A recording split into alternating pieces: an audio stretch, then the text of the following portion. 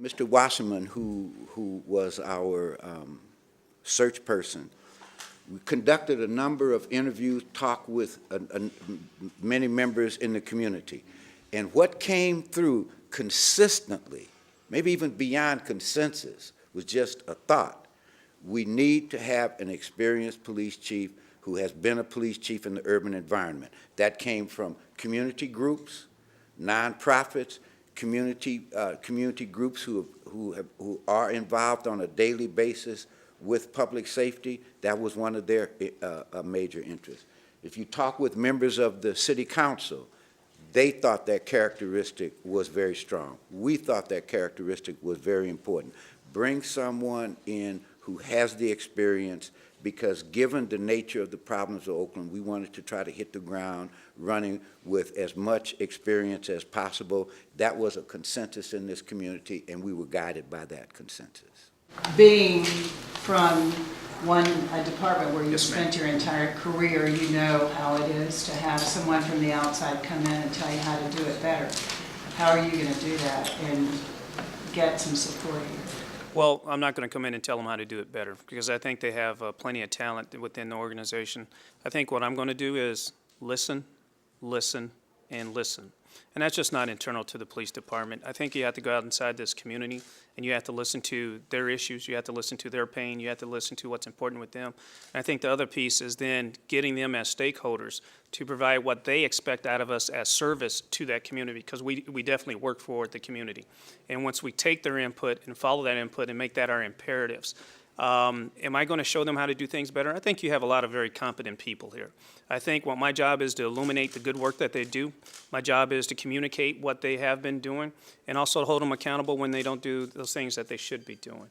And I think when I've watched people come into my organization from the outside, they've done what you've said, which is come in and told them how to do it better. My job is to listen, to engage, to question, and to make sure that we are accountable to our stakeholders. You know, some of the things that we've done at that organization that's down south is not just the Hispanic community, but all the communities. In Long Beach, you have a very diverse population. You have a sizable African-American population, Hispanic, gay and lesbian. You have affluent, you have impoverished. What I'm going to do is engage them all, and I'm going to bring them in all. There you have somewhere close to 17 advisory groups. The purpose of those advisory groups are to come in and to tell me issues dealing specifically with that community. I intend to go out to the different parts of the community, whether it's Fruitvale or other parts of this community, to walk up and down the streets, to go into the stores, to shake hands, to listen. I anticipate what my style usually is get into the police cars and ride along with the police officers to see what they're dealing with. If there's an issue happening somewhere in this city, much like the mayor told you, I came up here on my own. I read your papers, I read the Oakland Tribune, I researched things, but I need to touch and feel. And people need to hear from me and need to see me too. So my plan is to go out into the community, listen to and find out what they need and their expectations and what they're looking for as a whole. My focus is when you have particular issues to get out there, whether it's a part of that neighborhood, to see myself exactly what's the causative factors. In police work, you know, one thing, people look at calls for service. That's when somebody picks up a phone and says, I need a police officer. That is the minimum of what police officers do. That means a crime is already being committed or in the process of being committed, and we're getting there, taking a report, and we're taking in data. What we really need to get to is preventing crime before it happens. And you can't be every place at every time, so if you have a shooting that takes place, we may not be able to prevent number 1, but you have to be able to prevent number 2, 3, 4, 5, 6, and 7 that are retaliatory. The way that we get there is that the citizens have to tell us what they saw. I know you see all that sexy things on TV about solving a crime with one hair in 60 minutes on TV, but that's not reality. The way that you solve crime is citizens have to say, this took place, and this is what the guy looked like, and this is a license plate. So that's what community policing did for us as a whole. You talked about the two sides that you saw when you came up here after the police shootings on March 31st, and you talked about the pain in the community. What are you saying is the other side? What are the two sides here? The other side is the pain that's going on in this police department. And you may not have been on the other side when a shooting takes place. You hear the community side often. Unfortunately, we've had a number of officers shot during my tenure at Long Beach. We've had officers shot in the head. that have actually come back to work. We've had officers assassinated with an AK-47, Darrell Black in 2000. During my tenure as chief, Officer Wade and Yap were shot. They lived through that scenario. And I unfortunately happened to be, or fortunately happened to be in the hospital when they were brought in and watched them struggle for their lives.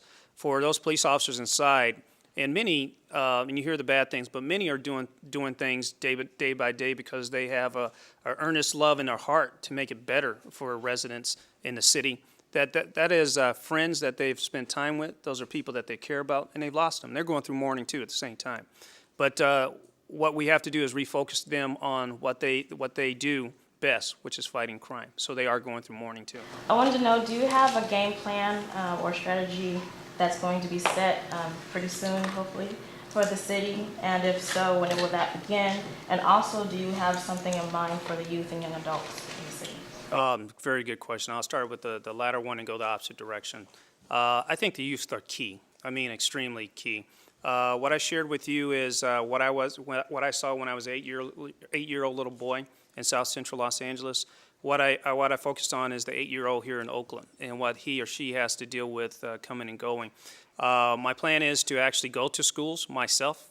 I want to hear from the youth. If I can have assemblies, I need to get out and bring the command staff with me if I possibly can to extend to the youth to know that we are there for them. Part of what I want to do is I want to put together a strategic plan. We've done that in the city of Long Beach as I've grown up. A gentleman who put together our sophisticated plans, his name was Scott Bryan, who's a friend of mine. I want to bring him in, but I don't want to make it my plan. See, I think that's the mistake, and it goes back to the question asked earlier, which is if I sit down and do a plan and put it on top of this organization, it's from my perspective and my mindset. What do I know? And so why not sit down and identify a plan that the public puts together with us and has buy-in to say this is what we want to do, this is what we choose to do. Are you confident that the city council, you get the city council on board to work cooperatively with the new chief? I think that's, the short answer is yes. I think to a moral certainty, this is a person of caliber, competence, capability, and brilliance. This is a person that police chiefs around the country refer to as a star. I don't believe that members of the city council will be adverse to this appointment. I believe that they will be as impressed with him as I am, and I think as impressed with him as I think many of you in this room are. What do you think will be the biggest difference and your biggest challenge that you're going to face in Long Beach, in Oakland? The question was the similarities and what's going to be the biggest difference. These two cities, I had to write two papers for the mayor. What I see as the issues with one paper and what I'll do in the first 120 days. And the second paper was, I titled it The Tale of Two Cities. Because strangely enough, Long Beach and Oakland are almost identical. They look different, their ages are different, but the diversity, some of the issues are exactly the same. The port, the airport, we have, Long Beach has the Grand Prix, you have sports teams up here just a little different, but the issues are still the same. Density, poverty, are still exactly the same. What I haven't figured out is the differences in the crime rate and why there's such a difference and divergence in the crime rate. And I won't know that until I get my fingers in there and start to understand and have my friend to my left who kind of looks like me. I have him educate me and teach me on what's really going on in the organization and the wonderful command staff that's around this room that has come here in support, and they tell me. I think the biggest difference, however, is Oakland has a reputation, and I don't know this, and you have to tell me. Oakland has a reputation of activism. Long Beach has it, but not to the degree that I hear about up here. And everybody tells me, every place. Every place I go, they go, what were you thinking? Do you know how active it is up there? I don't know what that means, but I'm not here to be a politician. I'm not here to be in politics. I'm not here to do any of those things. My drive is to save some young kid's life that's out there on the street. My focus is going to be crime. It's not going to be focused on doing anything. At Long Beach, I have a bunch of bosses. I have the mayor of Long Beach. I have the city council. I have the city manager, which is the city administrator here, and I have the assistant city manager. And I'm accountable to all of them. I don't play games in between of them. I listen to all of them, and I try to provide service.